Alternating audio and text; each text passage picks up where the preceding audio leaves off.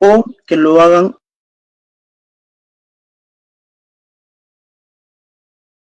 el fiscal, el fiscal, el fiscal.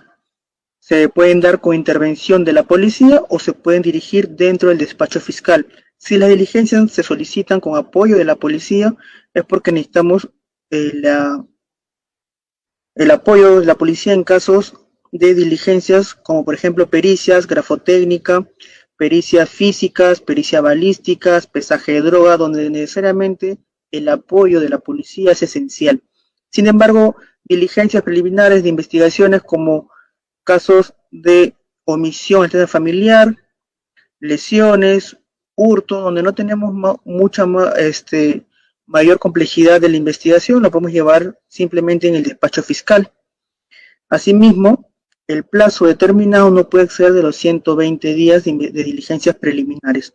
Una vez que estas diligencias se hayan llevado a cabo, con lo cual el fiscal va a tener que tomar la decisión entre poder formalizar la investigación preparatoria e iniciar la etapa de investigación preparatoria, o si no reúnen los requisitos establecidos, tendría que no proceder a formalizar la investigación preparatoria, lo que vendría a ser un archivo de dicha investigación. Entonces, si verificamos la calificación que hace el fiscal, conforme lo establece el artículo 334 del Código Procesal Penal al 336, donde el fiscal tiene la opción de no formalizar la investigación preparatoria, que vendría a ser un archivo, tiene la opción de formalizar la investigación preparatoria, emitir alguna reserva provisional.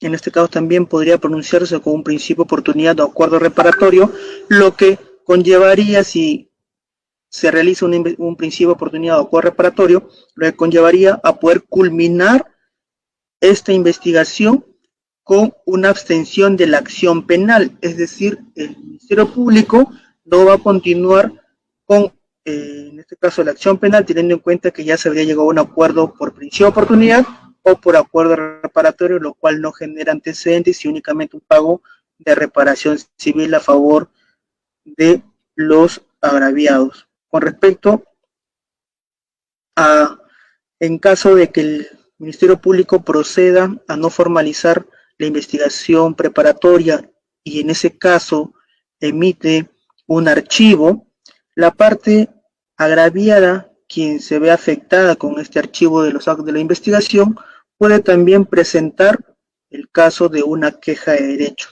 el cual se va a presentar y se va a elevar ante el fiscal superior, el mismo que tendrá que decidir si confirma en este caso el archivo planteado por el fiscal o si solicita la ampliación de la investigación a efectos que pueda investigar más el fiscal, y en este caso es el derecho que se le asiste a los agraviados que no estén de acuerdo con el archivo de la investigación. Si se decide formalizar la investigación preparatoria conforme al artículo 336 del Código Procesal Penal, emite o se necesita ciertos requisitos. Primero tendrá que verificar que los indicios recabados en las diligencias preliminares sean reveladores y que vinculen al autor o autores con el hecho delictivo. Segundo, que la acción penal no ha prescrito. Verificar aquí la prescripción ordinaria y extraordinaria, que no haya culminado esta. Si no está prescrito, pues estaríamos dentro de los requisitos establecidos para formalizar la investigación preparatoria. Tercer requisito, que tiene que individualizar al imputado. Tiene que establecerse una individualización del imputado, establecer quién es la persona denunciada y por lo cual, cuál es su participación: autor, coautor, cómplice primario, cómplice secundario, instigador, autor mediato, conforme lo establece el artículo 23, 24 y 25 del Código Penal, que vendría a ser la autoría, coautoría y los grados de participación. Con respecto a una vez cumplido estos tres requisitos solicitados para formalizar la investigación preparatoria, se tendrá que establecer los plazos. El plazo de investigación preparatoria son 120 días, el mismo que puede ser ampliado hasta 60 días más. Esto quiere decir que una investigación preparatoria no puede tener un plazo mayor a 180 días, en el cual se haya dado ya la ampliación de este por 60 días. En casos complejos o que se declare compleja dicha investigación, tendrá un plazo de 8 meses y que se pueda ampliar por 8 meses más. Eso quiere decir que un caso complejo, declarado complejo, no puede exceder de los 16 meses, que es 1 año y 4 meses. Cuando nosotros formalizamos la investigación preparatoria, tendríamos que solicitar diligencias de la investigación preparatoria, las mismas que no deben repetirse de la investigación preliminar, ¿correcto? Estas deben ser pertinentes y útiles, y no deben ser repetitivas. Esto se señala en el artículo 337 del Código Procesal Penal. Y asimismo, una vez llevadas a cabo todas las diligencias a nivel preliminar a cargo del fiscal, el fiscal debe emitir la disposición de conclusión de investigación preparatoria, conforme lo refiere el artículo 443, dando así por cumplido su objetivo de haber recabado todas las diligencias solicitadas a nivel preparatorio, y también puede emitir esta conclusión de investigación preparatoria una vez cumplido el plazo, por vencimiento de plazo. Es decir, ya estamos en los 180 días de la investigación preparatoria, la cual ya no tenemos más tiempo para seguir investigando, y el fiscal debe pronunciarse en el estado en que se encuentre, emitiendo la conclusión de investigación por cumplimiento o vencimiento del plazo. Eso quiere decir que la conclusión de investigación preparatoria se puede dar por dos motivos: por cumplir el objetivo o por vencimiento del plazo. Si hablamos de cumplimiento de su objetivo, no es necesario esperar los 180 días. De repente a los 120 días ya el fiscal recabó todas las diligencias, o a los 60 o 70 días, y si con eso ya tenemos todos los elementos para pasar a la etapa intermedia, entonces emitimos la conclusión de investigación preparatoria por cumplimiento de objeto en el plazo razonable y establecido que se llevaron a cabo todas las diligencias. Una vez concluida la etapa de investigación preparatoria con esta disposición, el Ministerio Público tiene 10 días, los cuales son para poder emitir su acusación fiscal. Sin embargo, tenemos aquí el plazo que son de 15 días, calendario que tenemos para emitir nuestra acusación fiscal. 15 días nos dan para poder emitir esta acusación fiscal por el pronunciamiento de fondo. Si emitimos un requerimiento fiscal de sobreseimiento conforme al artículo 334, tenemos que establecer 4 situaciones específicas sobre un sobreseimiento. En primer lugar, señalar si el hecho no se realizó. Otro supuesto es que no se le puede atribuir al imputado dicho delito, que el delito no es típico, o que hay insuficiencia de elemento de convicción. Por esos 4 supuestos el fiscal puede solicitar el requerimiento de sobreseimiento. Sin embargo, si presenta un requerimiento acusatorio, conforme al artículo 349 del Código Penal, va a señalar, en primer lugar, que se logró identificar al imputado, la identificación plena del acusado, los hechos que se le atribuyen al acusado, cuáles son los elementos de convicción que se convertirán en prueba posteriormente, que van a acompañar la imputación contra el acusado. También cuál es la participación del acusado, como lo habíamos mencionado, si es autor, coautor, autor mediato, cómplice primario, cómplice secundario, instigador, cualquiera de estas figuras de autoría y participación que esté inmerso el acusado. Cuáles son las circunstancias modificatorias de la responsabilidad penal, si tenemos alguna clase si el imputado tiene entre 18 a 21 años, estamos hablando de una responsabilidad restringida, lo cual modifica su situación con respecto a la sanción que podría recibir. La tipificación del hecho y pena, es decir, la subsunción del hecho atribuido en el tipo penal que le corresponda. Esa es la tipificación del hecho y la pena. Si el señor sustrajo bienes del poder de la víctima sin violencia y sin amenaza, en horas de la noche será un delito de hurto agravado, ¿de acuerdo? Durante la noche. primer párrafo del 186 del Código Penal, con una pena no menor de 3 ni mayor de 6 años. Esa es la subsunción o tipificación del hecho al delito que le corresponde y la pena. Asimismo, ¿cuáles son los medios de pruebas ofrecidos? Las testimoniales de la agraviada, de algún testigo, del efectivo interviniente, documentos ofrecidos, el acta de registro personal, el acta de intervención, son medios de prueba que van a ser ofrecidos y actuados a nivel de juicio oral. Asimismo, se podrá señalar de forma alternativa un señalamiento o circunstancia de algún hecho. Y asimismo, la indicación de la subsistencia de medida de coerción, si es que el imputado o el acusado se encuentra con una medida de coerción personal como prisión preventiva, comparecencia con restricciones o una comparecencia simple. Eso va a variar de acuerdo al delito y de acuerdo a la situación jurídica del imputado, si se encuentra en libertad o con prisión preventiva.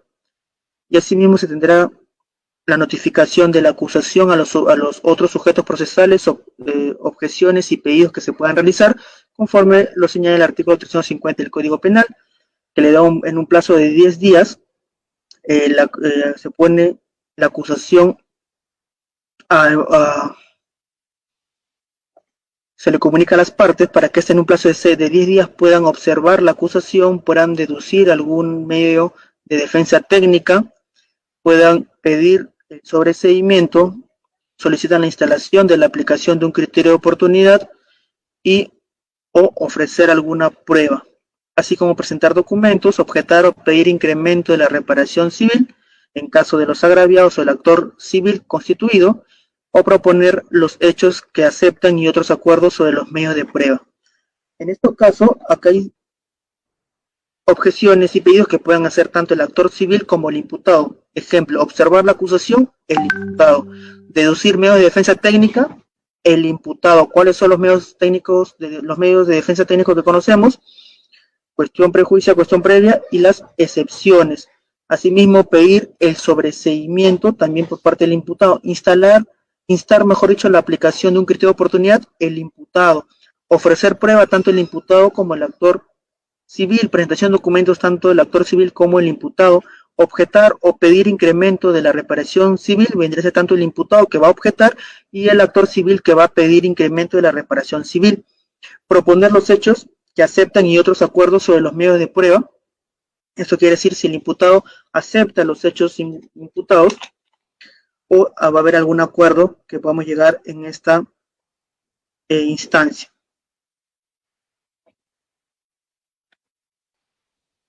Una vez culminados estos 10 días de plazo que se pone a conocimiento de las partes, la acusación fiscal, se va a llevar a cabo la audiencia de control del requerimiento fiscal de sobreseimiento o la audiencia preliminar de la acusación fiscal.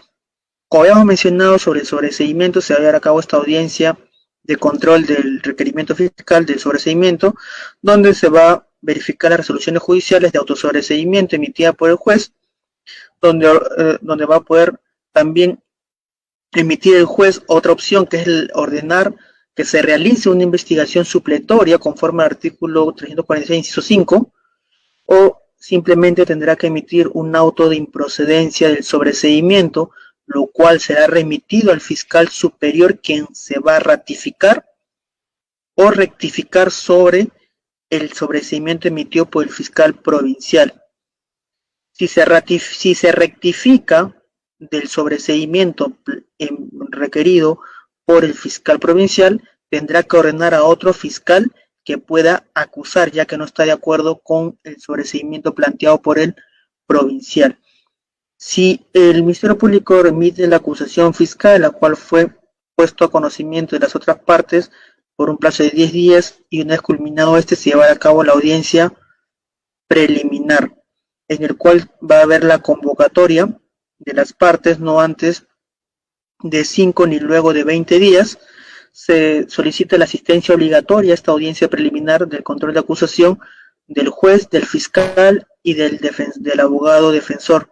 El desarrollo de esta audiencia en este caso control de acusación, es sobre, se le da el uso de la palabra a todas las partes, iniciando por el fiscal, quien va a realizar su acusación. Se va a realizar el debate sobre la procedencia y la admisibilidad de las cuestiones planteadas. Se va a verificar las actuaciones solo de prueba anticipada y entrega de documentos de las partes. El juez va a emitir la resolución, la cual puede ser en diferentes sentidos. La primera de ellas son diferentes supuestos. La devolución que realice el juez de la acusación defectuosa, que puede encontrar. Segundo supuesto, que puede emitir un auto sobre medios de defensa técnica, así mismo como puede emitir un auto de sobreseimiento de oficio o a pedido, en este caso, del imputado. Asimismo, también puede emitir la resolución de admisión de medios de prueba y la especificación de objeto de testimoniales.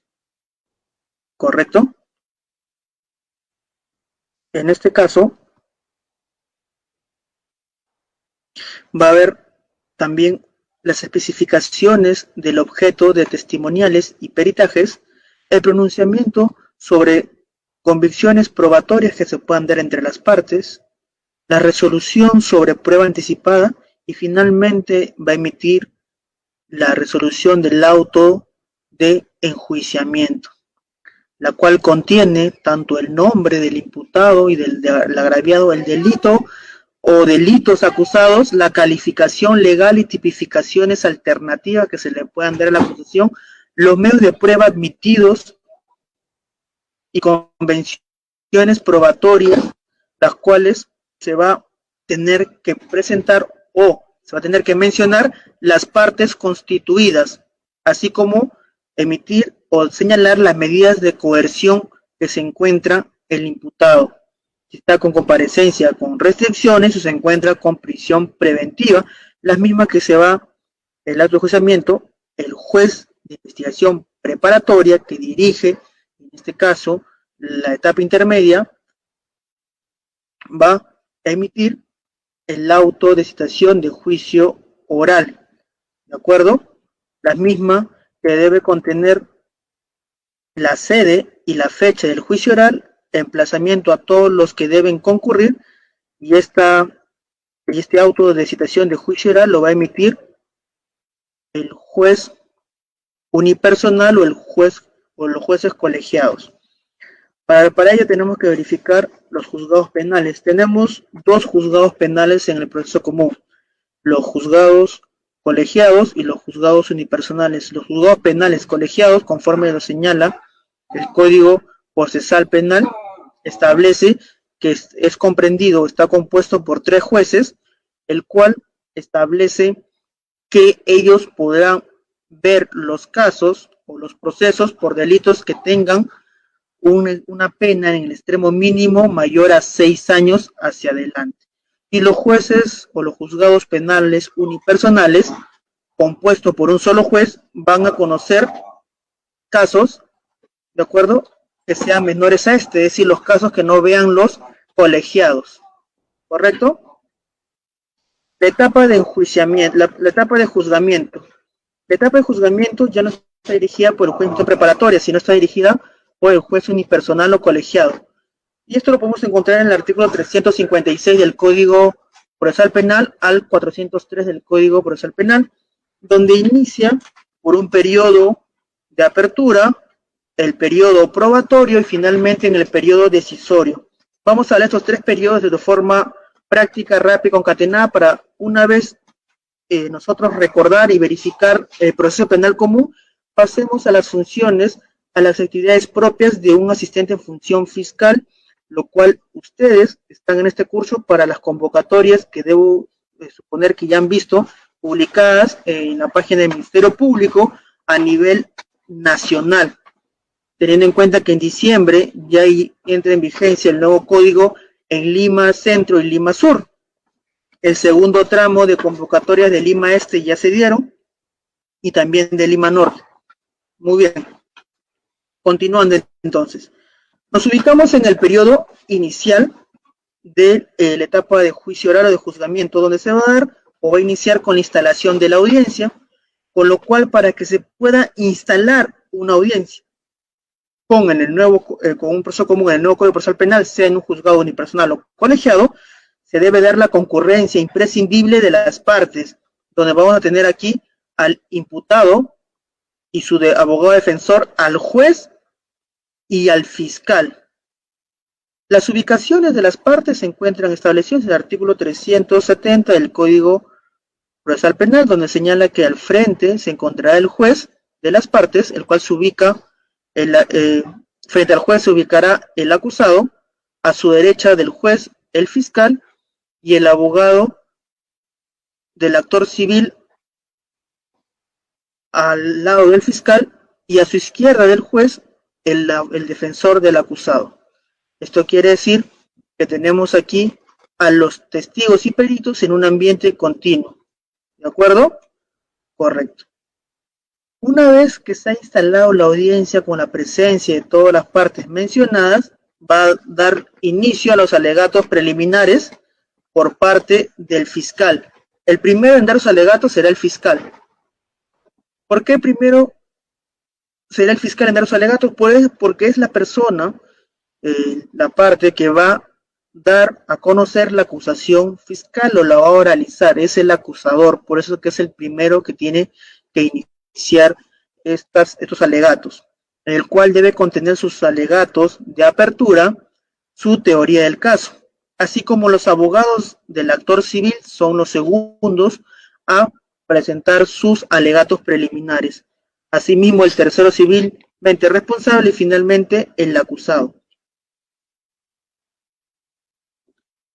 Una vez realizados los alegatos de apertura, donde cada uno debe tener su teoría del caso ya planteada, tenemos aquí también las instrucciones que el juez le va a dar al acusado sobre sus derechos.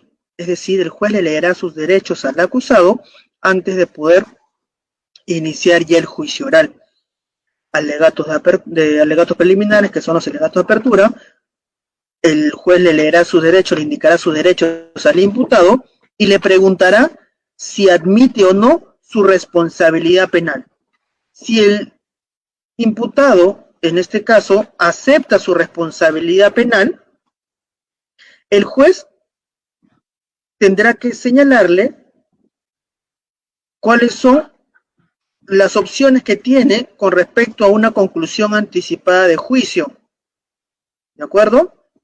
Si este es el caso donde el imputado acepta su responsabilidad penal, tendríamos que verificar aquí que esta persona está señalándose responsable, aceptando su responsabilidad, y el juez deberá declarar concluido el juicio oral. De acuerdo a la sentencia de conformidad, recoge un acuerdo celebrado entre el fiscal y el imputado de conclusión anticipada de juicio.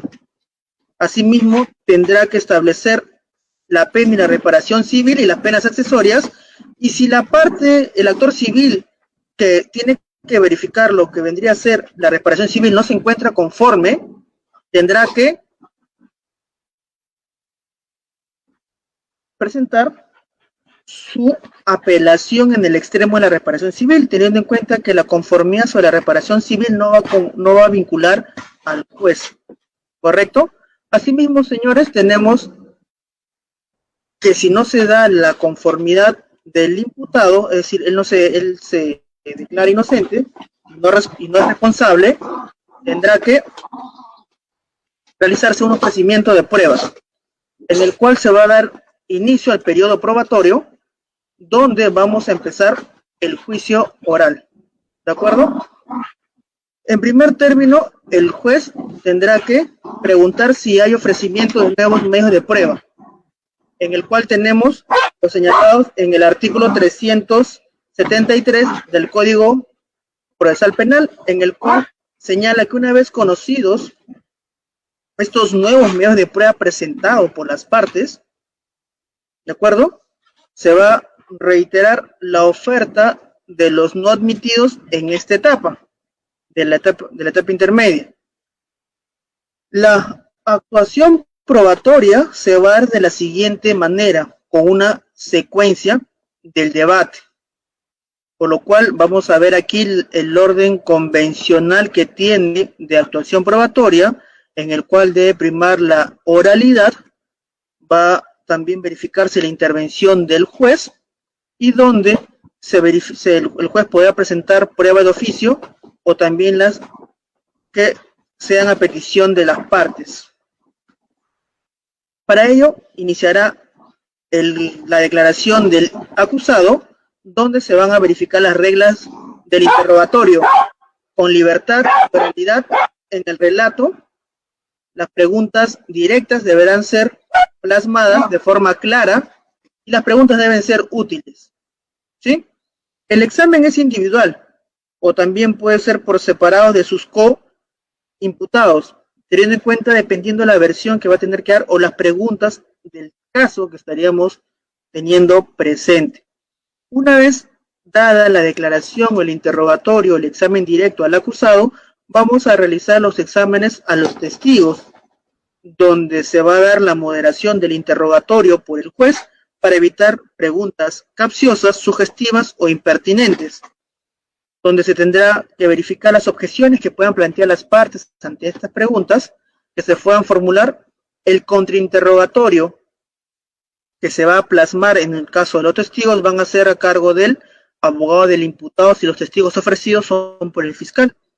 Y caso a la inversa, si los testigos son ofrecidos por el abogado defensor, tendrán que ingresar al contrainterrogatorio por parte del fiscal.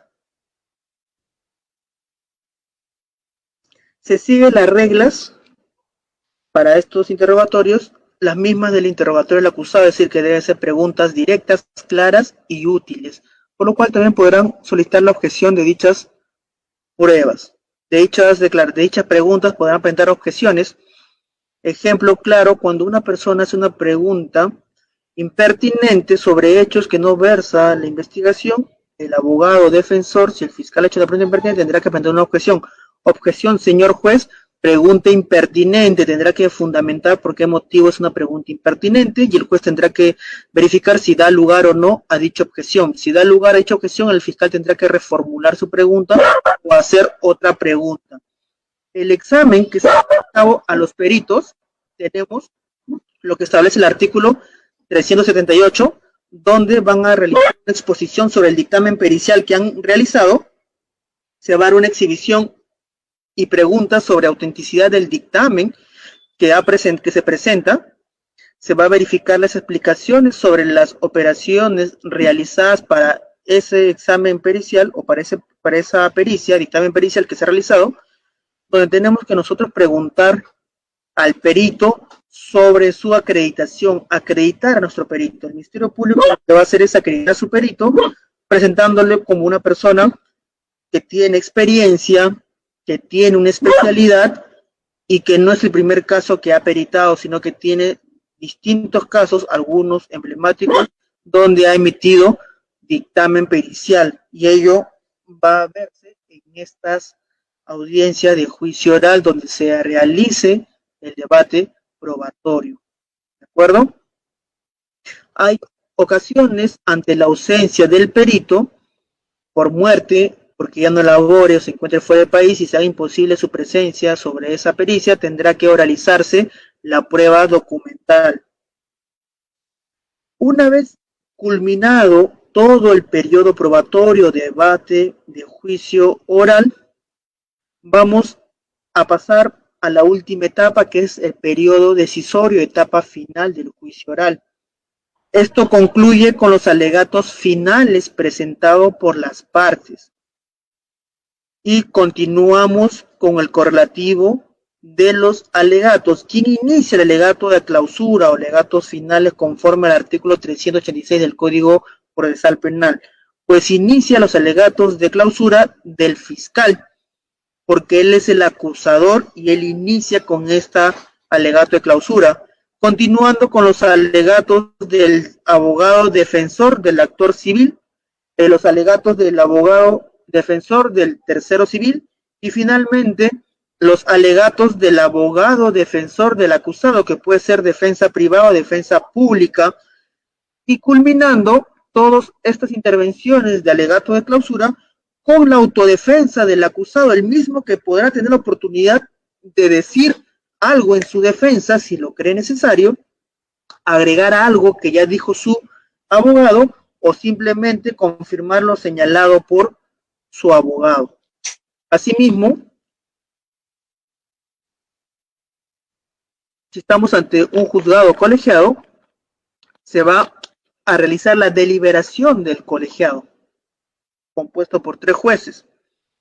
Se produce en sesión secreta, no procede a utilizar pruebas distintas a la legítimamente incorporadas en el juicio, se va a tener que realizar una valoración probatoria según la sana crítica, la lógica y las máximas de la experiencia, y así como los conocimientos científicos que tengan los juzgadores. ¿De acuerdo? Con respecto a los plazos para la deliberación, en casos simples el plazo máximo es de 2 días, posible suspensión hasta por 3 días por enfermedad del juez.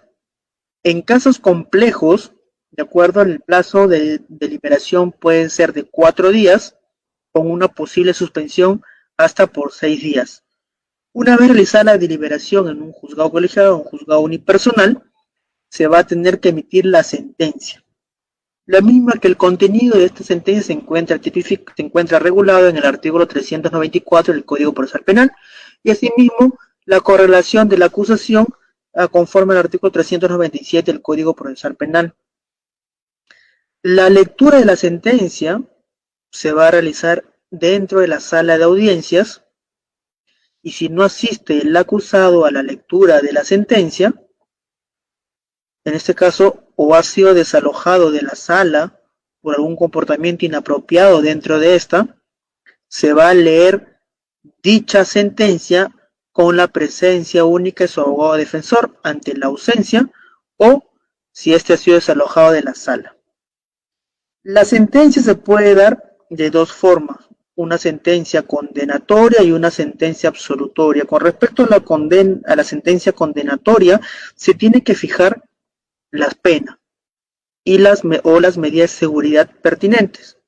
Indica la pena alternativa a la privación de libertad y las obligaciones del condenado. Asimismo, no puede modificarse la calificación jurídica del hecho objeto de la acusación o de su ampliatoria, salvo que el juez haya cumplido con advertir dicha posibilidad durante el juicio. Si no ha sido así, no podrá modificar dicha calificación jurídica del hecho o de su ampliatoria. Si el juez emite una sentencia absolutoria, va a disponer la libertad inmediata del acusado, el cese de las medidas de coerción, si es comparecencia con restricciones, la restitución de objetos no sujetos a comiso, la anulación de antecedentes policiales y judiciales que se le habría generado, teniendo en cuenta si son antecedentes penales, es porque tiene un proceso penal, antecedentes judiciales porque tiene ingresos al penal por prisión preventiva, entonces el juez va a emitir o va a mencionar la anulación de estos antecedentes generados por este proceso penal.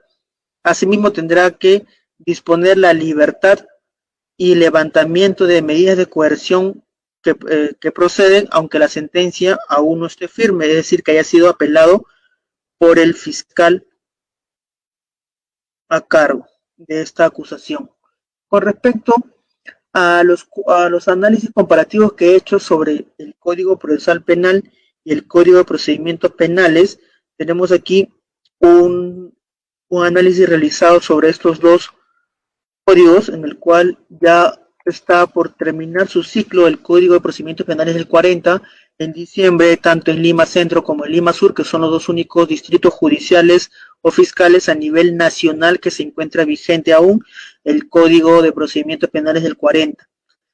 Ya a nivel nacional en su 98% se encuentra vigente ya el Código Procesal Penal 2004. Vamos a hacer este análisis comparativo rápidamente antes de pasar al tema de fondo sobre el manual de redacción de documentos propios de la actividad fiscal, y también le voy a a dar una reseña básica de estrategias que ustedes pueden llevar a cabo sobre las funciones del asistente de función fiscal. ¿Cuáles son sus funciones? ¿Cuáles son las atribuciones? ¿Qué es lo que ustedes van a realizar dentro de la Fiscalía una vez que formen parte del Ministerio Público al postular y al ser ganador de estas convocatorias que se están presentando? Muy bien, vamos a hablar del modelo mixto que establece el Código de Procedimientos Penales del 40, con predominio del inquisitivo. Sin embargo, en el Código del 2004, el Código Procesal Penal, tenemos un modelo acusatorio. En el Código de Procedimiento del 40 tenemos la acumulación de funciones en el órgano jurisdiccional.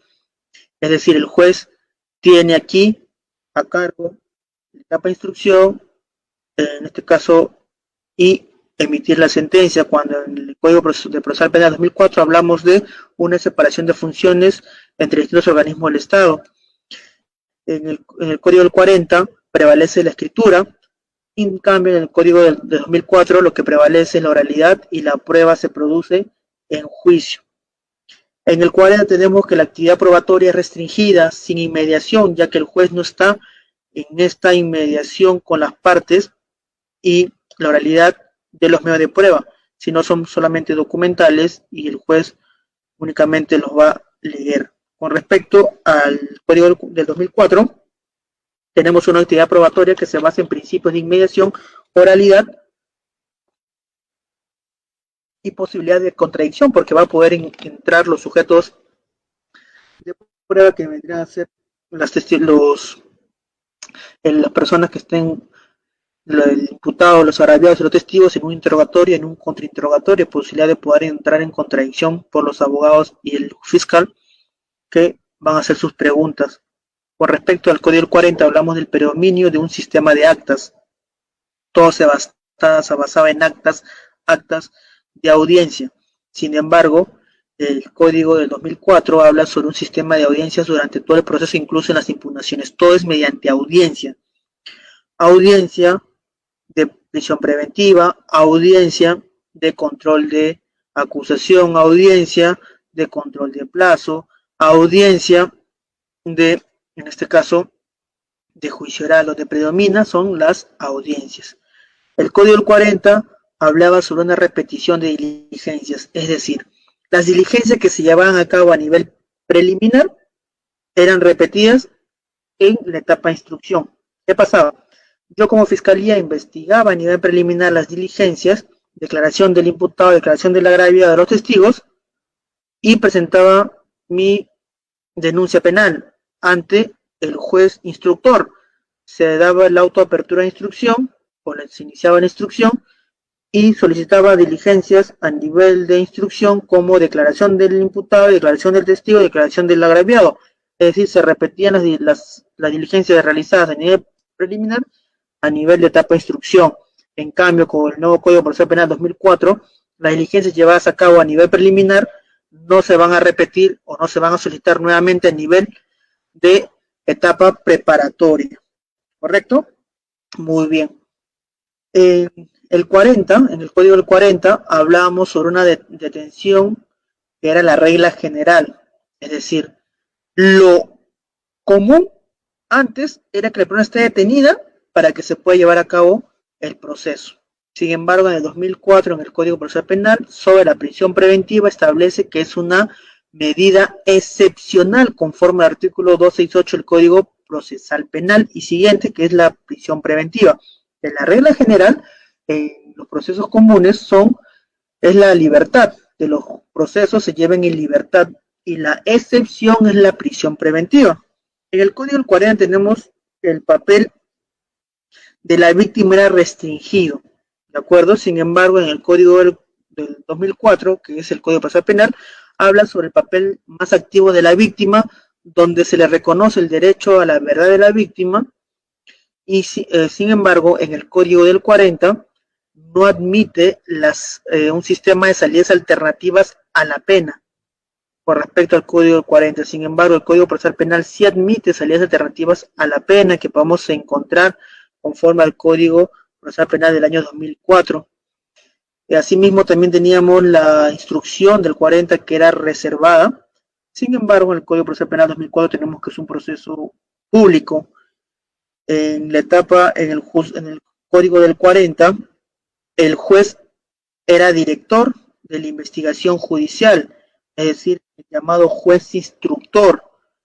Sin embargo, en el Código de 2004, el Código Procesal Penal, el fiscal es el director de la investigación preparatoria y el juez de investigación preparatoria en la etapa de investigación preparatoria actúa como un juez de garantías, de que vele que se siga con el debido proceso y no se vulneren los derechos del imputado, si no se llevaría a cabo audiencia de tutela de derechos. ¿De acuerdo? Muy bien. En el Código del 40 no existe un plazo de investigación preliminar. Tenemos casos del antiguo Código, del Código Procedimiento Penal del 40, que tenían 2 años, 3 años investigándose de 2015, 2016, de 2017, que todavía no han tenido pronunciamiento finales, 4 años de investigación. Están dormidos, guardados, empolvados esas investigaciones fiscales. Sin embargo, con el nuevo Código Procesal Penal tenemos un plazo de investigación conforme al artículo 342. Tenemos 120 días para investigación preliminar con una ampliación de 60 días más, que serían en un total de 180 días, ¿de acuerdo? Perdón, tenemos 60 días de investigación preliminar con una ampliación de 60 días más, que tendríamos preliminar de un máximo de 120 días, que no es prorrogable más tiempo de 120 días, tendrá que pronunciarse fiscal para ver si formaliza esta preparatoria o si archiva. El plazo que está mencionando inicialmente por error era el plazo de investigación preparatorio, que son 120 días que se pueden ampliar por 60 días más, que estamos hablando de un plazo no mayor de investigación preparatoria de 180 días en casos simples. En casos complejos son más días, que son 8 meses de investigación preparatorio, en caso complejo, y que se puede prorrogar por el mismo término, que sería hasta 8 meses más, que estamos hablando de hasta 16 meses de investigación preparatoria en un caso complejo. En el Código 40 tenemos la sentencia que adopta en base en lo que informe el expediente, es decir, el juez instructor, que era el mismo que el juez que sentenciaba, solo se basaba en lo que ve en el expediente, ¿de acuerdo? De lo que leía, de lo que revisaba el expediente, en base a eso se basaba su sentencia. En cambio, en el Código Procesal Penal del año 2004, la sentencia se adopta en base a lo que se realiza en juicio. Tanto juez unipersonal o colegiado tendrán que adoptar en la sentencia de todo lo que puedan observar de lo realizado en juicio oral. ¿De acuerdo? Correcto. Entonces vamos a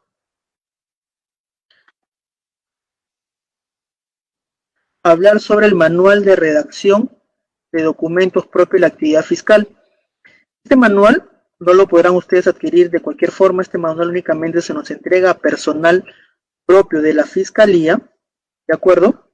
Lo que hemos elaborado en la Fiscalía, en la Escuela del Ministerio Público nos han entregado este material, por lo cual nosotros hemos sido capacitados para poder realizar nuestras funciones, ¿de acuerdo?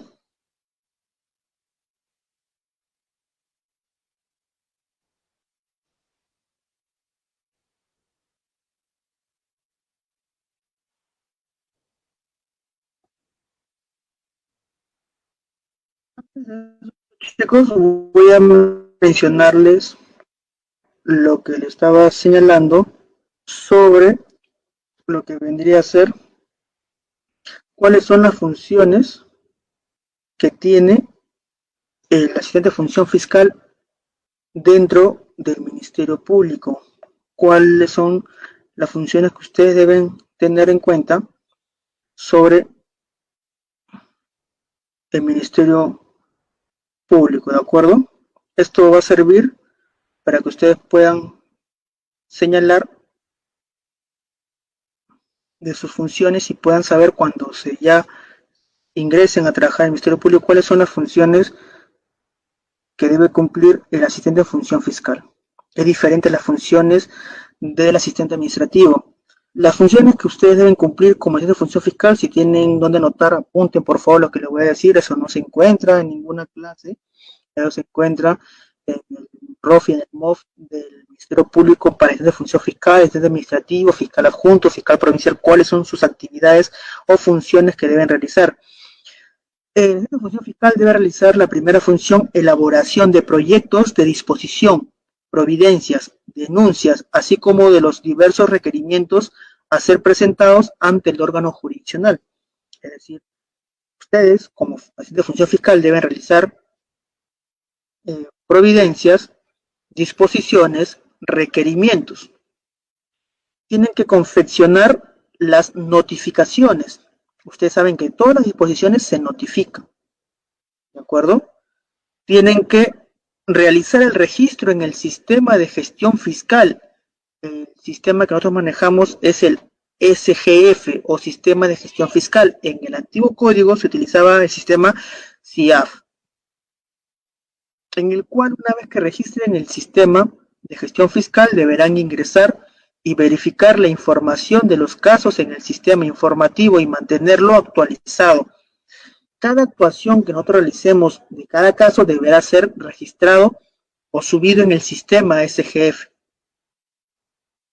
Asimismo, tendrán que conformar, organizar, custodiar, foliar y clasificar, según su estado, las carpetas fiscales, los cuadernos de los fiscales y anexos que se requieran, ¿de acuerdo? Y así como los cuadernos formados por cada carpeta fiscal. Entregar los depósitos administrativos, voucher o similares respecto a las reparaciones civiles de los beneficiarios. Custodiar las evidencias y bienes relacionados con los casos, con las investigaciones, y asegurar así los documentos hasta su remisión a la oficina que corresponda. Deberán apoyar en la redacción de actas bajo la dirección del fiscal. Elaborar y mantener actualizada la agenda fiscal. Tendrán que apoyar al fiscal en la recepción de denuncias verbales, teniendo en cuenta que cuando una persona viene a denunciar a la fiscalía un hecho sin documento, es decir, una denuncia verbal, ustedes tendrán que apoyar al fiscal en la recepción de estas denuncias verbales, es decir, redactar la denuncia verbal y dentro del acta de denuncia que se va a realizar. Apoyar en las labores de turno fiscal conforme a la necesidad de servicio. ¿En qué manera van a apoyar ustedes en la labor del turno fiscal? El Ministerio Público, cuando realiza turnos fiscales, el fiscal adjunto, el fiscal provincial, es el que va a las diligencias dentro de la dependencia policial, donde se llevan a cabo declaraciones, investigaciones, pero ustedes tendrán que apoyar en dichas labores en la elaboración de estos requerimientos, de gestionar la entrega de los documentos, llevar el oficio al juzgado, recabar las pericias de diferentes entidades que se requieran con inmediatez. De esa forma se apoya a las labores propias del turno fiscal. También ustedes tendrán que certificar las copias que disponga el fiscal. Cuando alguna persona soliciten copia certificada de los actuados o de cierta disposición o requerimiento, ustedes tendrán que sellar la certificación con sus datos de cada hoja que se le va a entregar a las partes. Otras actividades también encomendadas por el fiscal dentro de las labores propias de la actividad fiscal. No van ustedes a realizar actividades que le pide al fiscal que no tienen nada que ver con su función. El asistente de función fiscal no es el que le trae el café al fiscal, no es que le va a comprar la tienda al fiscal, esas labores no, ¿de acuerdo? Sino netamente de sus funciones, ¿correcto? Muy bien. Asimismo tendrán que ustedes confeccionar los reportes estadísticos mensuales de la carga laboral. Ustedes tendrán que realizar esta confección de los reportes estadísticos, verificar cada mes, con cada fin de mes, se extrae del sistema SGF la carga laboral que tiene cada fiscalía y cada fiscal. Como cada fiscal adjunto y cada fiscal provincial tiene un asistente con el que trabaja directamente, este asistente es responsable de verificar los reportes estadísticos de la carga mensual del fiscal, tanto la carga que tiene el fiscal como la carga recepcionada, la carga pendiente en plazos, porque tenemos un semáforo verde, ámbar y rojo con respecto a los plazos, verde que todavía estamos dentro del plazo, ámbar que ya está por vencer el plazo y rojo que ya están vencidos el plazo. Esa información deben ustedes como de función fiscal revisar. Es como que todos los ciertos interdiarios revisar los plazos, cuáles se van a vencer. Indicar al fiscal, señor fiscal, estos plazos, estas carpetas, estas investigaciones están por vencer los plazos. Pueden solicitar una ampliación o tendrán que pronunciarse ya al vencimiento total del plazo de la investigación.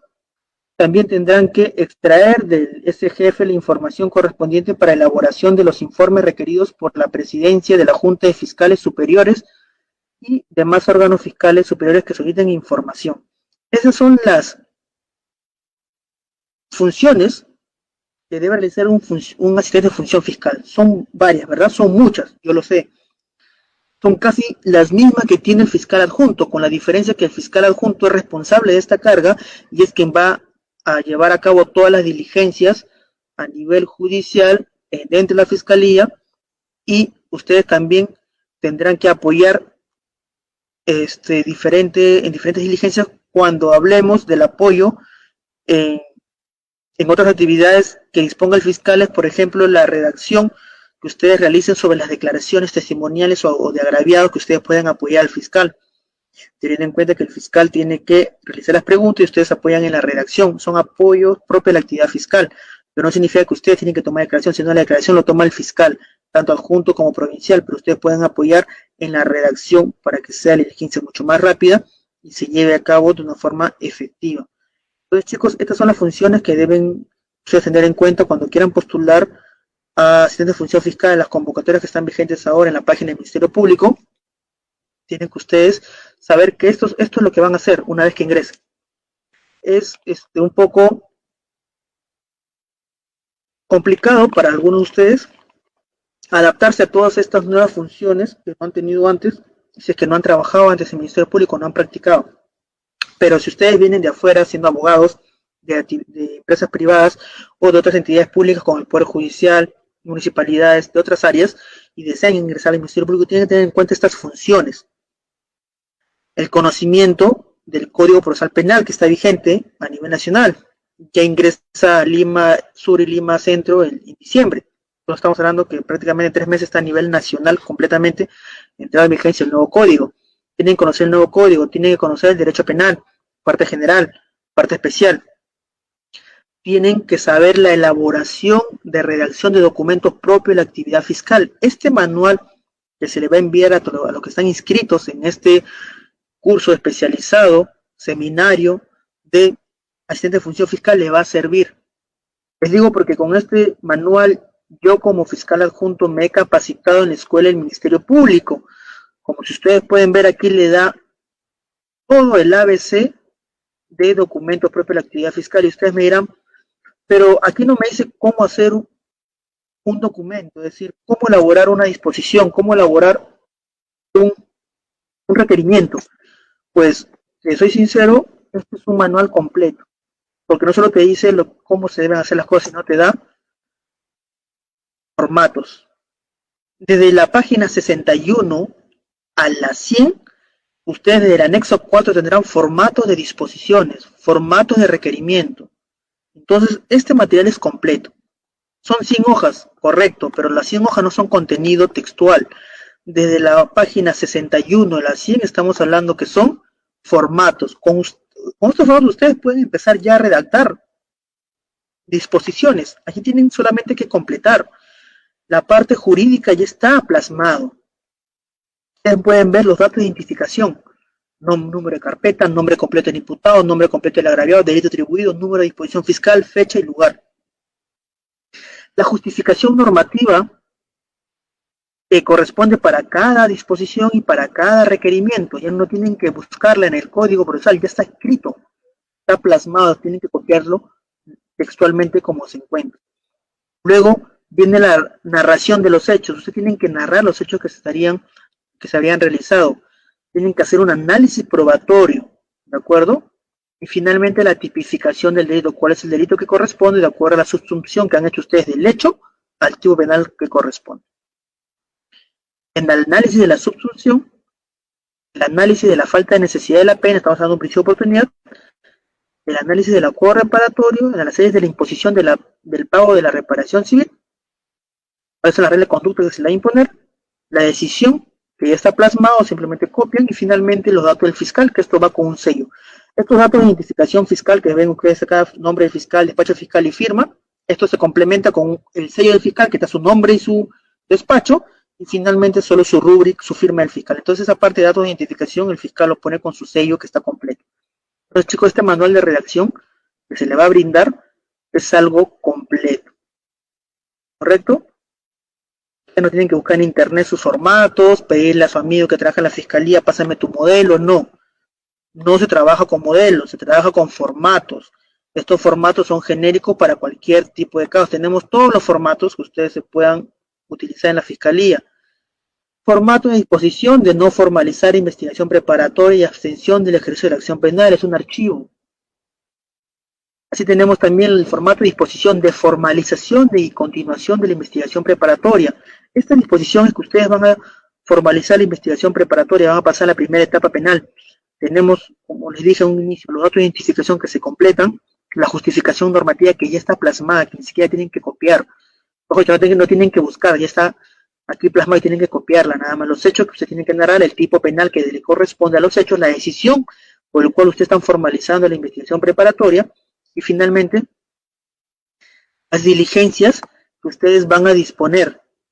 No se deben repetir de la investigación, de la apertura de investigación preliminar, ¿de acuerdo? Entonces tenemos aquí, chicos, estos anexos. Primero quería explicarles estos anexos antes de entrar a tallar sobre este manual, para que ustedes puedan verificar que nosotros estamos dando un material completo, ¿de acuerdo? Este diplomado, este curso seminario también se dicta en diplomado. Nosotros dictamos diplomado especializado para asistentes en función fiscal y también diplomado especializado en el nuevo Código Procesal Penal, lo cual consta de 8 sesiones. Este diplomado tiene un valor de 120 horas académicas plasmadas para que ustedes puedan, con esta certificación, postular a cualquier convocatoria del Ministerio Público para ser de función fiscal, porque es requisito indispensable y se le solicita en las convocatorias tener certificaciones de diplomados, cursos especializados sobre nuevo código o función fiscal, porque para ese cargo estarían ustedes postulando. Tenemos convocatoria CAS, pero siempre por ahí no falta alguna convocatoria 728 que se pueda dar de alguna persona que esté jubilada o ya no se encuentre con nosotros, pueda dejar libre esa plaza de 728 y sea lanzada a concurso, que es muy poco actualmente las convocatorias 728, sino las que más están sobresaliendo son las convocatorias CAS, ¿de acuerdo? Entonces, chicos, en este caso tienen ustedes aquí, desde la página 61 a la 100, todos los formatos. Vamos a regresar a la página de primer capítulo, que vendría a ser el diagnóstico, la redacción de documentos propios de la actividad fiscal. No se preocupen, es como un manual completo, es como fuera un libro. Tenemos desde la página 17 a la 55, ¿sí? Todo lo que vendría a ser la información del manual. Ahí son como 40 páginas que ustedes tienen que revisar y leer. A partir de la página 61 a la 100 son formatos de las diferentes disposiciones y requerimientos que ustedes van a tener que realizar. Vamos a hablar sobre los diagnósticos de la redacción de documentos propios de la actividad fiscal. Vamos a ver qué problemas, qué deficiencias han encontrado en los documentos redactados por fiscales o asistentes de función fiscal en lo largo de esta actividad propia de nosotros, que ha ido mejorando y cambiando en el transcurso del tiempo, pero hemos hecho un análisis de cuáles son las falencias, las deficiencias que se encontraron en estos requerimientos y disposiciones por fiscales. La primera problemática que se presenta son las fundamentaciones extensas, redundantes y potencialmente confusas que realizan los fiscales en sus disposiciones. ¿Cuál es el problema, chicos, con estas disposiciones y requerimientos extensos? En el argot de la Fiscalía y el Poder Judicial lo llamamos sábanas. Las sábanas, que son contenido extenso de una disposición que confunde al receptor de esta disposición o requerimiento, que no entiende absolutamente nada y que tiene que buscar a un abogado, no para que lo patrocine, sino para que le explique el contenido de esta disposición o requerimiento emitida por el fiscal. Y lamentablemente eso trae problemas de que la comunicación no sea fluida y clara, y lo que está siendo notificado no sea entendible por el receptor de esta disposición. El lenguaje usado en estas disposiciones o requerimientos son muy técnicos legalmente y no comprensibles por el público en general. El abogado tiene la mala práctica de utilizar palabras muy técnicas que hacen confundir o no puede entender o comprender el receptor, que es una persona común y corriente, la mayoría de secundaria completa, sobre lo que queremos expresarle. No tenemos que utilizar tecnicismos, ni palabras rimbombantes, ni frases en latín, cuando podemos utilizar el español, palabras claras, comunes, que las personas puedan entender. La estructura seguida por nuestras disposiciones y requerimientos no es la mejor. ¿Por qué? Lo que les decía, está basada en modelos producidos por otros fiscales y su estructura argumentativa no está concatenada con criterios lógicos. Tú quieres hacer una prisión preventiva de robo agravado, tú tienes un modelo de prisión preventiva de homicidio, tu amigo que trabaja en provincia, en Lima, en el Callao, en Lima Este o en Lima Norte, tiene un modelo de prisión preventiva de homicidio simple, tú se lo pides, ¿de acuerdo? De robo agravado, perdón, tú le pides de robo agravado, comienzas a plasmar de su modelo de él a tu modelo, armar copia y pega, ¿de acuerdo? Hacer tu Frankenstein. Y es una cosa, copias otra cosa, y esa clase de estructura no guarda lógica. Porque tú estás copiando un modelo que es diferente a un modelo tuyo, adaptándolo, con lo cual se forma algo incomprensible. Muchas veces estás dejando información o texto de tu caso de homicidio cuando lo que estás viendo es robo agravado. Entonces el juez, cuando lee tu requerimiento, se da cuenta que es planchazo, es pura plancha, decía copiado otra cosa.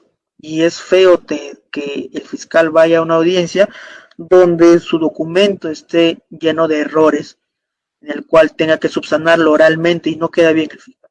Yo les digo por experiencia propia que lamentablemente cuando nosotros asumimos casos que no nos compete por jurisdicción, sino que son del antiguo código, que tenemos que ir a audiencias que no se llevaron a cabo y que son nuevos fiscales los que están a cargo ahora, que las disposiciones, los requerimientos presentados tienen deficiencias que tenemos que oralizarlas para poder tratar de ocultar o evitar esos errores plasmados anteriormente, ¿de acuerdo?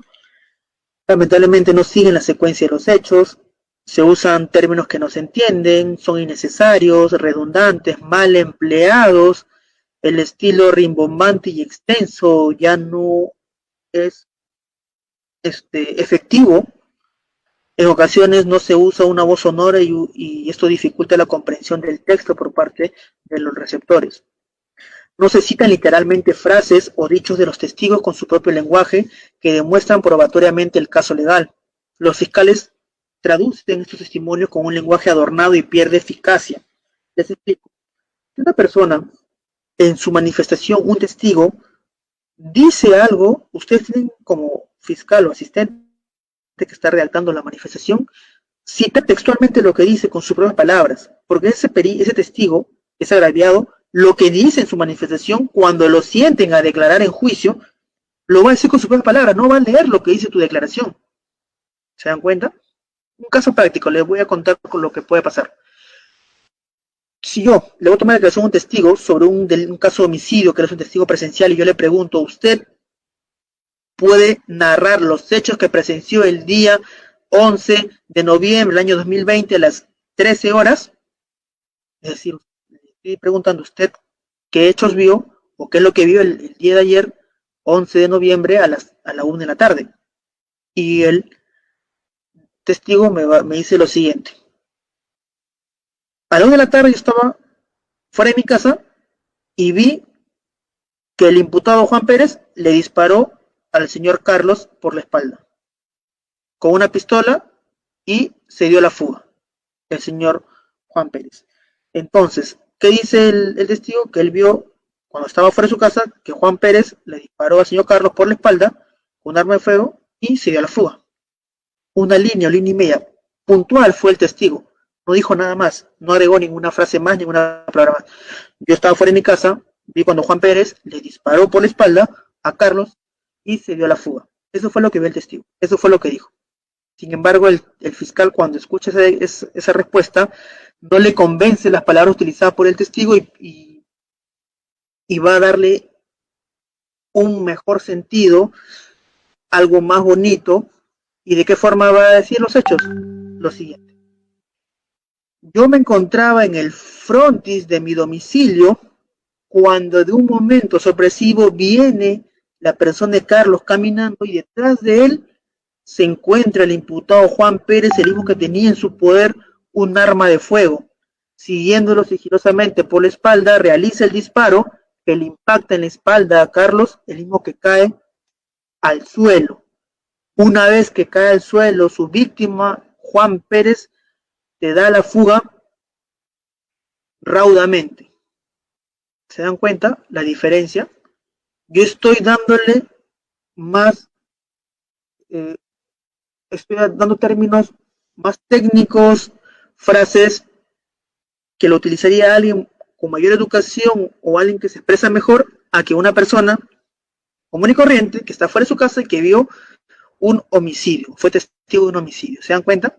Este fiscal tradujo lo que quiso decir el testigo, utilizando palabras diferentes, haciéndolo más largo la frase, los hechos más televisivos o de película, a lo que habría visto una persona como yo vi, que el señor Juan Pérez le disparó a Carlos por la espalda y se dio la fuga. Punto. Nada más, no dije absolutamente nada más. Sin embargo, el fiscal lo dijo de otra forma, más rimbombante, más amplio, más palabras, lo cual se ve 3, 4, 5 líneas de lo que habría observado el testigo. ¿Correcto? Otro problema que encontramos, no se revisa ni se edita el texto final. Esto genera que algunos errores no sean corregidos. ¿Qué pasa con la mayoría de nosotros, tanto fiscales como de función fiscal? Y ustedes también, para que no cometan este error, se los digo. No se les ocurra redactar un documento sin leerlo nuevamente. ¿De acuerdo?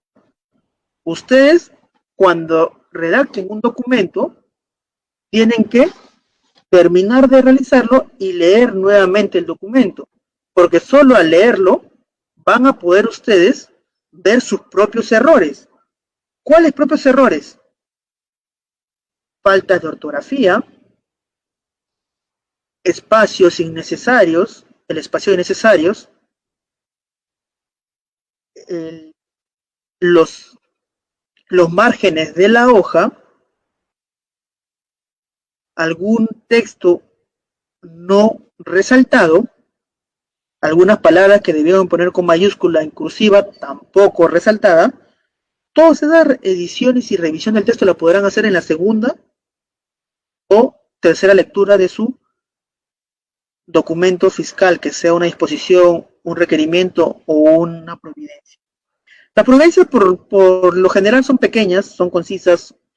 Sin embargo, las disposiciones y los requerimientos es donde más necesitan su revisión, una o dos lecturas. ¿Por qué motivo? Pero, señor fiscal, el documento en mi computadora se puede corregir automáticamente. Yo utilizo Word de Microsoft Office, tengo corrector de texto, Si escribo mal, me autocorrige. Si está mal escrito, me sombrea en rojo. Claro, las personas que ustedes están trabajando en su casa, tienen su Word, te lo va a corregir. Pero los que trabajamos en las oficinas, o cuando vuelven a trabajar en las oficinas, nosotros en las oficinas, en las computadoras entregadas por el Ministerio Público para los trabajadores y personal fiscal y administrativo, no tienen el Office o el Microsoft Office descargado en las PCs. ¿Por qué motivo? Porque si ustedes quieren tener el Microsoft Office descargado en sus computadoras del trabajo, tienen que tener una licencia. La licencia cuesta, ¿de acuerdo? Y los que tienen licencias que no están originales estarían cometiendo un delito contra la propiedad intelectual, ¿de acuerdo? Por eso el Ministerio Público no puede comprarle una licencia a cada computadora de cada trabajador a nivel nacional porque sería más costoso y mucho más presupuesto para una herramienta que puede encontrarse otra de similar características de manera gratuita. ¿Y cuál fue esta herramienta alternativa que encontró el Ministerio Público de manera gratuita que se pueda trabajar en todas las computadoras a nivel nacional del personal fiscal y administrativo? Pues encontró este software utilizado ahora por el Ministerio Público del Open Office, ¿de acuerdo? El Ministerio Público usa actualmente este software, el Open Office, que es un Office en el cual es más rudimentario, no tiene ciertos botones o alternativas como el Microsoft Office, que es diferente, mucho más moderno. Este es más rudimentario, parece un Microsoft Office del 95, aproximadamente de esas características tan antiguas. También tiene una hoja de cálculo que reemplaza en este caso un Excel. También tiene una presentación de presentación de diapositivas que reemplaza PowerPoint del OpenOffice y así.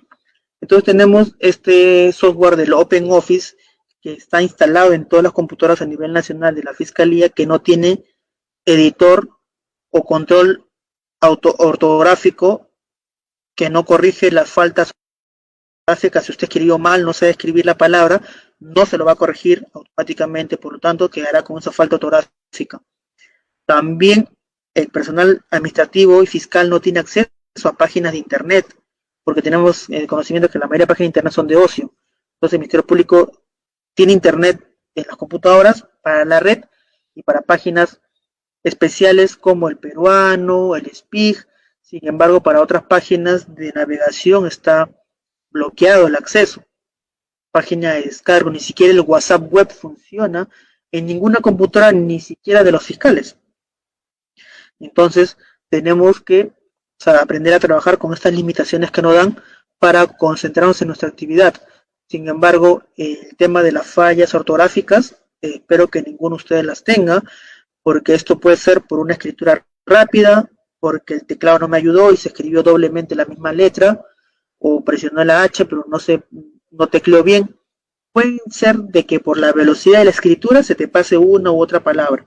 Sin embargo, eso se corrige cuando tú lees nuevamente tu texto, ¿correcto?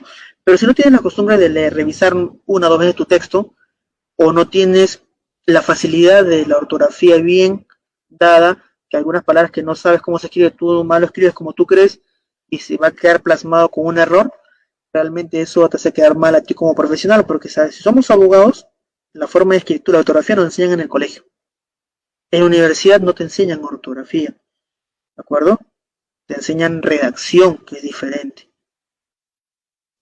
Te enseñan lenguaje jurídico, que es completamente distinto a la ortografía que todos debemos haberle llevado muy bien en el colegio.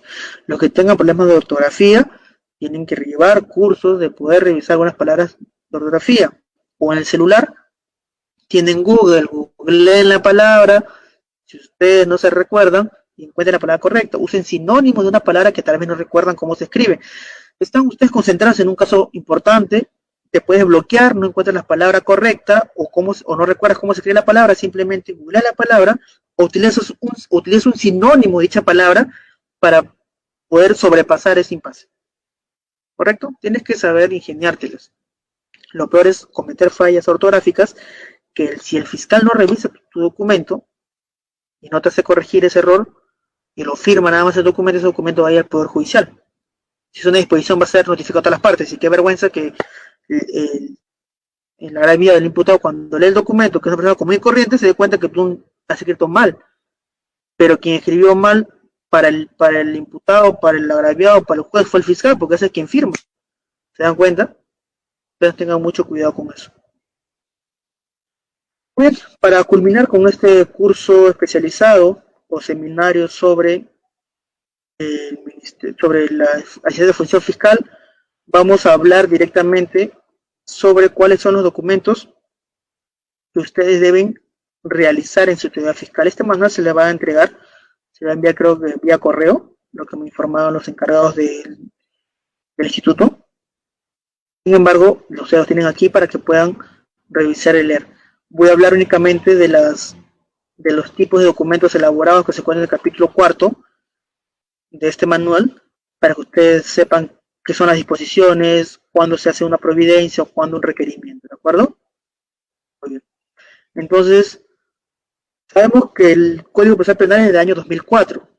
Sin embargo, recién entró en vigencia en el año 2006, en Guaura. Fue la primera corte a nivel nacional que se ingresó la vigencia del nuevo Código Procesal Penal. Muy bien. El Ministerio Público, en el ámbito de su intervención en el proceso, dicta disposiciones, providencias y formula requerimientos. Vamos a ver en 5 casos donde se va a emitir disposiciones. ¿De acuerdo? Se van a dictar disposiciones para decidir, en primer lugar, el inicio, la continuación o el archivo de las actuaciones. Ejemplo, el inicio de la investigación preliminar, la continuación de la investigación preparatoria o el archivo de las actuaciones de la investigación preliminar. Disposición donde se va a decir la conducción compulsiva del imputado, del testigo o un perito cuando pese estar válidamente notificado o debidamente notificado durante la investigación no cumple esta persona, sea imputado, testigo o perito, asistir a las diligencias programadas de la investigación preparatoria o preliminar. Entonces el fiscal va a solicitar la conducción compulsiva del imputado, del agraviado o del testigo o del perito para que pueda llevarlo a la sede fiscal y se le tome su declaración. Tercero, se va a dictar disposición para solicitar la intervención de la policía a fin de que realice actos de investigación. Cuarto, se van a dictar disposiciones para la aplicación del principio de oportunidad y o acuerdo reparatorio. Y también se dictarán disposiciones para cualquier otra actuación que se requiera expresa motivación dispuesta por ley. Las providencias. Muy bien, las providencias se van a dictar únicamente para ordenar materialmente la etapa de investigación. Por ejemplo, si un abogado se apersona a la investigación, se tendrá que emitir una disposición, formular un requerimiento o una providencia, pues tendrá que emitirse una providencia. ¿Por qué motivo? Porque esta providencia va a dar cuenta de lo presentado por el abogado del imputado, el mismo que se está personando, señalando domicilio procesal, y solicita que se le remitan copia de los actuados. Entonces, el fiscal va a emitir o va a dictar una providencia para dar cuenta de que ha sido recibido el escrito presentado por el abogado imputado, el mismo que se apersona a la investigación, señala domicilio procesal, señala correo electrónico, señala teléfono, señala casilla electrónica y solicita se le entregue copia a los actuados para tomar conocimiento pleno de la investigación. Entonces, para eso se emite una providencia que se va a dictar para ordenar materialmente la etapa de investigación, tanto preliminar como preparatorio. Muy bien, ahora cuando el fiscal formula requerimientos, pues el fiscal formula requerimientos cuando se tiene que dirigir a la autoridad judicial, solicitando a un acto procesal. ¿Cuáles son otros actos procesales que se pueden solicitar? Entonces, tendríamos la prisión preventiva, el requerimiento acusatorio, el requerimiento de sobreseimiento, el requerimiento de acusación de proceso inmediato, que es un proceso especial. En este caso, voy a hablar unos 5 o 3 minutos del proceso inmediato antes de culminar con esta intervención con respecto a estos temas. Entonces, tenemos aquí ya presentado para ustedes que son disposiciones, que son providencias y finalmente que es cómo se formulan los requerimientos. Las disposiciones y los requerimientos es obligatorio que deben estar debidamente motivados, ¿de acuerdo?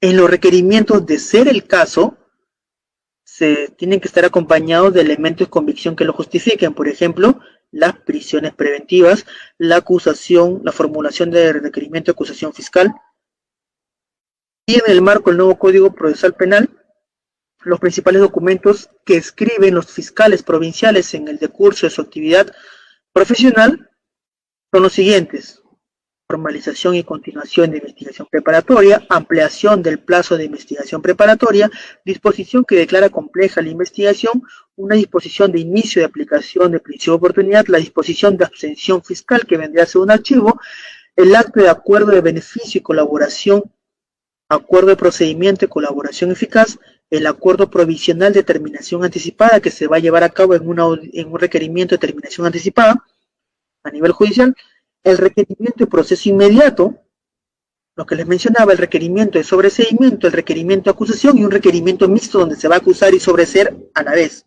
¿De acuerdo? Entonces, chicos, ustedes verán que estos requerimientos y disposiciones son los más empleados por el fiscal. Voy a hablar unos 2 minutos sobre el tema de del proceso inmediato para que ustedes puedan tener en cuenta dicho proceso especial que es muy usado actualmente, en el cual se encuentra establecido en el artículo 346 del Código Procesal Penal, en el cual nosotros vamos a verificar cuáles son los supuestos de aplicación del proceso inmediato. ¿De acuerdo? Muy bien. El artículo 446 del Código Procesal Penal establece proceso inmediato, en el cual cuáles son sus supuestos de aplicación. El fiscal debe solicitar la incoación de proceso inmediato bajo responsabilidad cuando se presente alguno de los siguientes 4 supuestos.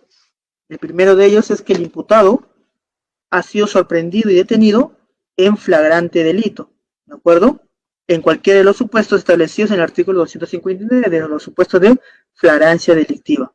Segundo supuesto, que el imputado haya confesado la comisión del delito, es decir, por confesión del imputado o aceptación de la responsabilidad del imputado en los términos del artículo 160 del Código Procesal Penal. Tercero, que los elementos de convicción acumulados durante las diligencias preliminares y previo interrogatorio del imputado sean evidentes por delito evidente. Entonces tenemos aquí los 3 primeros supuestos: delito flagrante, confesión del imputado y delito evidente. Cuarto supuesto, hablamos que en todos los delitos de omisión en estado familiar y conducción en estado de ebriedad, la única vía procesal en la cual van a ser tramitados es la de proceso inmediato. Entonces, chicos, ustedes no pueden tramitar a nivel judicial un delito de conducción en estado de ebriedad o de omisión familiar en un proceso común, porque no es la vía que corresponde, ¿de acuerdo? Y se puede plantear una excepción si ustedes lo realizan formalizando esto en preparatoria, un proceso de un delito de conducción de ebriedad, el imputado te podría plantear aquí una excepción de acuerdo a la naturaleza de juicio, que no le correspondería la vía procedimental de proceso común, sino de proceso inmediato, ¿de acuerdo? Entonces el proceso inmediato se da bajo 4 supuestos. El último de ellos es en todos los casos de omisión a la asistencia familiar y conducción en estado de ebriedad, la única vía procesal es la de proceso inmediato, ¿de acuerdo? Revisen el Código Procesal Penal, artículo 446 y siguientes del Código Procesal Penal, donde habla todo sobre el proceso inmediato. Recuerden, el proceso inmediato solo tiene dos etapas: incoación del proceso inmediato y juicio oral. Se suprime la investigación preparatoria y la etapa intermedia. Hay investigación preliminar, ¿de acuerdo? Incoación del proceso inmediato, que es una audiencia única. Una vez declarado procedente el proceso inmediato, se le da un plazo de 24 horas al fiscal que incoó el proceso inmediato para que presente requerimiento acusatorio formal escrito, y una vez que se haya remitido al juzgado de acción preparatoria la acusación fiscal, tendrá que elevarlo al juez unipersonal para que pueda señalar la fecha de juicio oral en un plazo no mayor a 48 horas. ¿Esto se respeta? Lamentablemente no.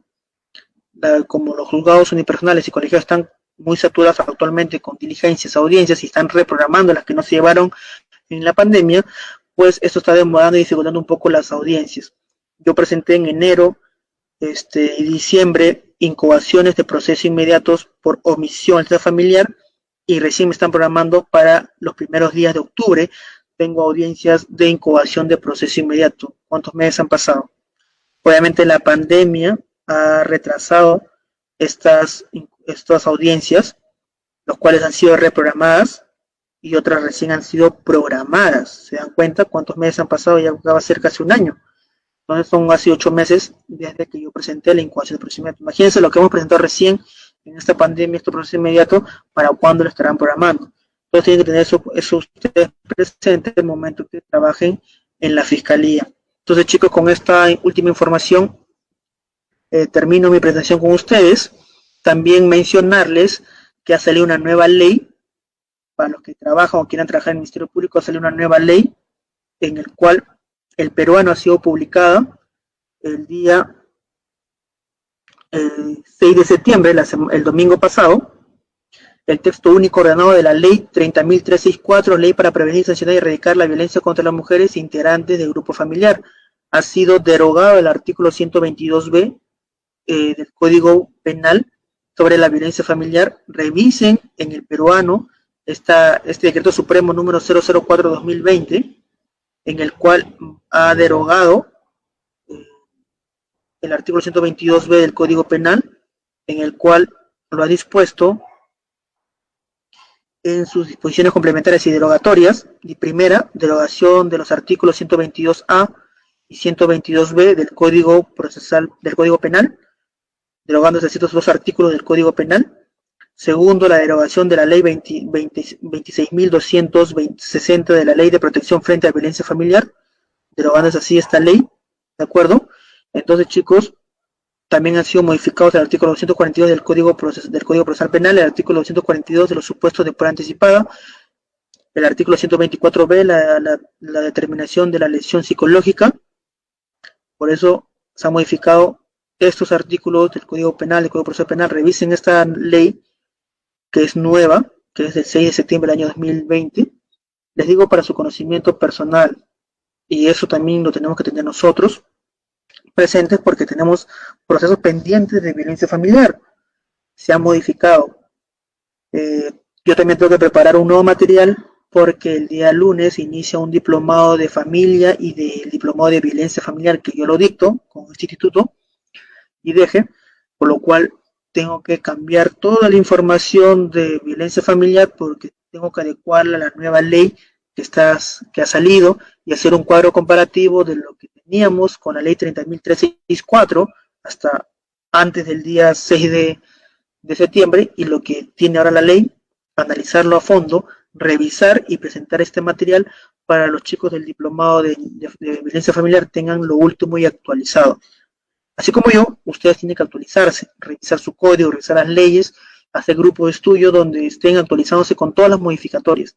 Porque si ustedes están desactualizados, cuando vayan a las entrevistas del nuevo Código Procesal Penal, de las convocatorias para hacer función fiscal, van a dar una mala presentación, porque los fiscales que estén en la entrevista que ustedes van a pasar no le van a preguntar cosas pasadas, cosas actuales. Si ustedes tienen conocimiento de la modificación de la ley de violencia familiar y ustedes ni siquiera se enteraron.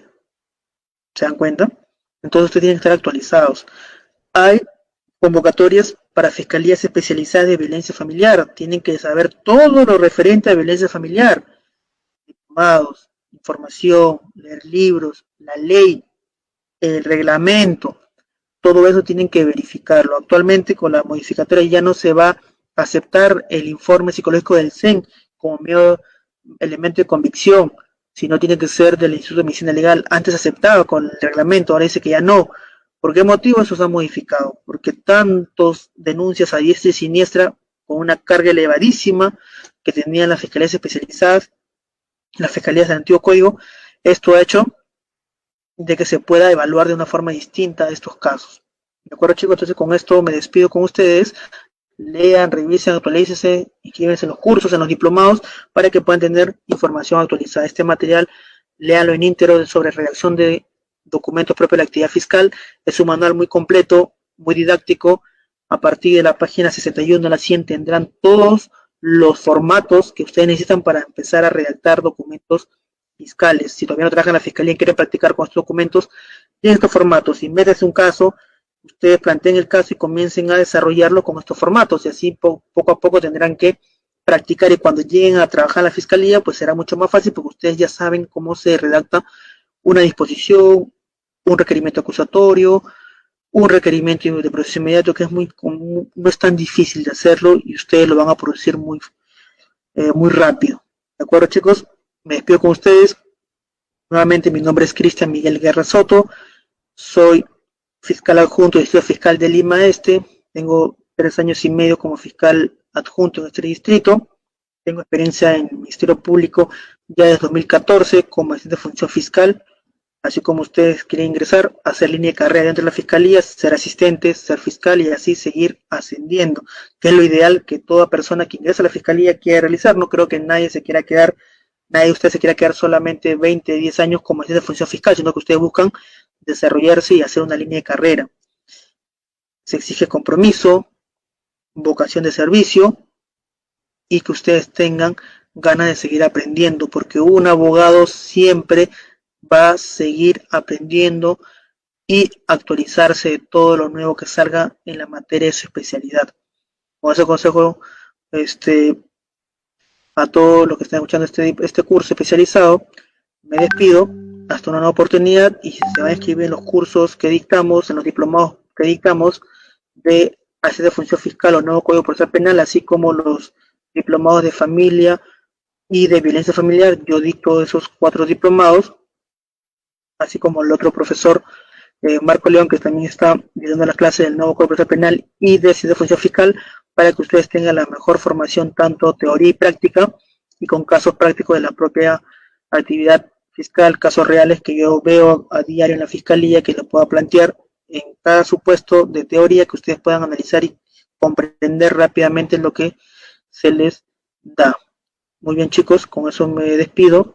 Hasta luego. Nos vemos en otra clase, en otra transmisión. Hasta otra oportunidad. Gracias.